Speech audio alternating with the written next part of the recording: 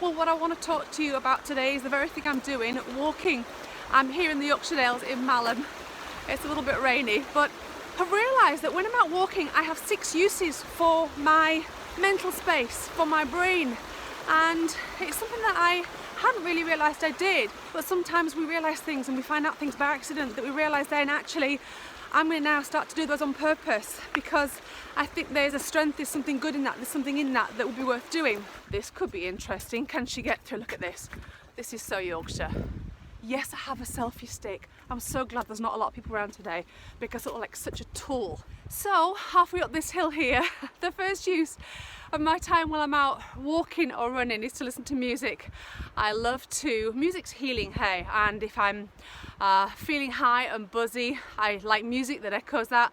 And also if I'm feeling lower, music that resonates that back to me, and just to sort of sit with how you feel sometimes. Also, the other tool that you can use is to, if you are feeling low and you know you need to switch it up, is to deliberately intentional, even though you don't feel like it, put on something a bit more vibey that's going to get you changing state like you know that you need to. Second, I use the time to grow, to listen to podcasts, to resource myself, to feed my brain, to feed my body, to get a different thought about a thing. The amount of hours that I've clocked up in no extra time, as it were, it really has been something that I have so valued doing over the past few years, that honestly, exponential growth just from listening to podcasts and learning whilst out walking. Third, I use it to process life stuff. How often do we have so many things in life that we can't really process in the way we maybe think we ought to, so we make snap decisions or judgments on things that really would have benefited from a little bit more time and careful consideration. Going out with a deliberate intention of processing that particular thing in life can be really helpful. Fourth, I deliberately go on walks to think creatively. I will allocate, okay, I'm going to think on that thought. Often I can have something that I want to expand into, like a YouTube post or a blog post. My clients, I spend a lot of time thinking creatively. I have realised that I am so creative when I am walking.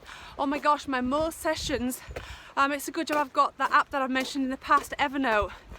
Can she talk and navigate a gate here? Oh, it's a push one. Fifth, I use it for those good vibrations, and what I mean by that is thankfulness, gratitude, positive affirmations, holding people in space sometimes that are going through a tough time, or prayer. Whatever it is that is a resonance with a better frequency. It's not something that I would do very long, say 10-15 minutes in an hour session, but it's just something that sets a positive intention for your time out and into your day.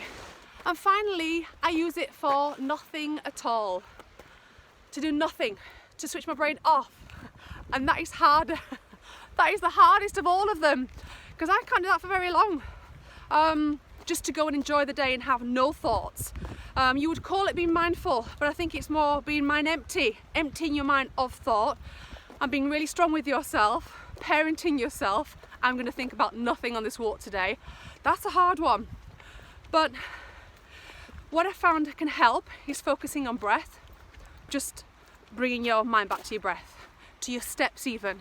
Intentionally allowing yourself to think about nothing, to say I'm going to think about nothing, to simply be, to walk, to move, to breathe.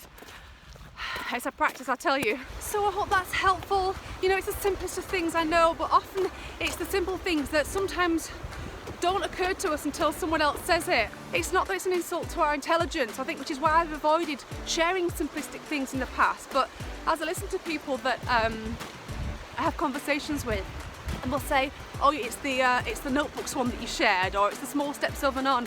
It's the simple things that often, life is so busy and so crazy for a lot of us, and there are so many things on our plate that just to be able to have things broken down and simplified, and just that little thought, actually, yeah, if I can be more deliberate and intentional with my thoughts as I go out, and I can harness them and I can train myself, we're helping ourselves to actually have greater well-being in life that otherwise we wouldn't have done. For more great content, why not sign up if you're not already to become a BM Insider? Subscribers get content from me once a month to their inbox with exclusive content that I don't share anywhere else. So you can do that via the link in the About section on YouTube or on my website.